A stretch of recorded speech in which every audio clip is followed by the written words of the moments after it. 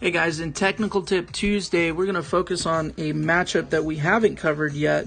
And again, our whole belief in the system of all systems golf is all about matchups and understanding how you can play a number of different ways. It's just all about matching up your impact pattern with what you're looking for in your ball flight. So in this case, we're going to see Charl Schwartzel from South Africa, and you can see as we move through his swing, really, really great positions that he puts the club in. Beautiful tempo. Charl comes from a long line of South African players that are really, really talented, and I think a lot of that comes from the role model that Ernie Els has played to these players.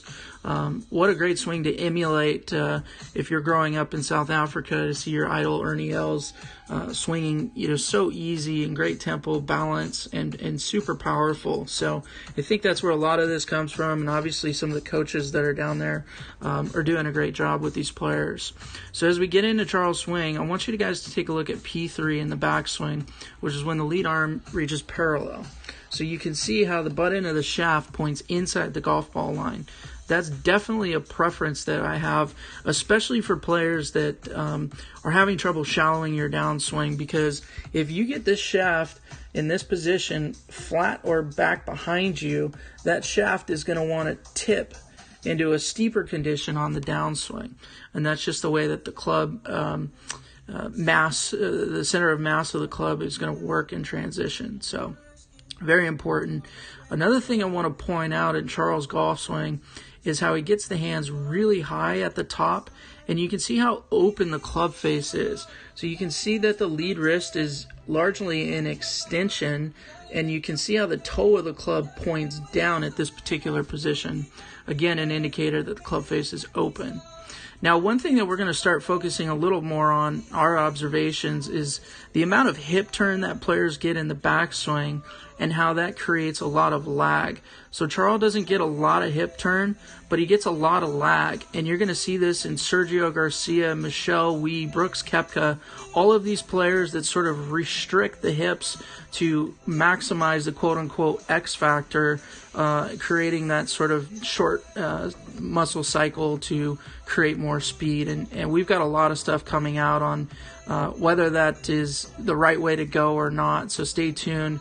But what I want to point out is that when you have a lot of lag in your golf swing, it's going to put the lead wrist further into extension, and that also continues to keep the face open. So not only is Charl a little bit what we would call almost steep in this position, where the ball is just pointed at ball line with an iron, he has the club face significantly open. Now again, is that our preference? Not necessarily, but this is a functional matchup, so it's important to learn from this. So what you're going to see is as he starts to come down, you're going to see him start to stall a little bit, and you can see how there's stopped rotating, and there's just that extra time for the club face to start to square up from being in that open condition. Charl also has a lot of right side bend in his impact position, and that helps him, in our opinion, from keeping the club, giving that club a little bit of time to stall, because when you add right side bend in your downswing, it makes it very difficult to rotate, and you can try that on your own and see what we're talking about. But ultimately, what you're going to see is a player that has the shaft coming down a little steep with a lot of lag, creating that open club face position, isn't going to have quite as much rotation, and they're going to start to swing left with the hand path through impact. And you can see how quickly the shaft goes from being in this position here to swinging to the left. And what that's going to do is that's going to create a path that's slightly out to in. And in Charl's case, because that face was generally pretty open, a lot of his golf ball and his pattern, his golf ball is going to start pretty much slightly to the right of the target, and then it's going to kind of fade a little bit. So he hits a little bit of a push fade, and he accounts for that by aiming a little bit to the left and just using his natural swing and the shot that he sees in his eye. So if you're a player with an extended lead wrist at the top, it doesn't mean that you can't play golf. Obviously, this is one of the better ball strikers on tour showing you how it's done.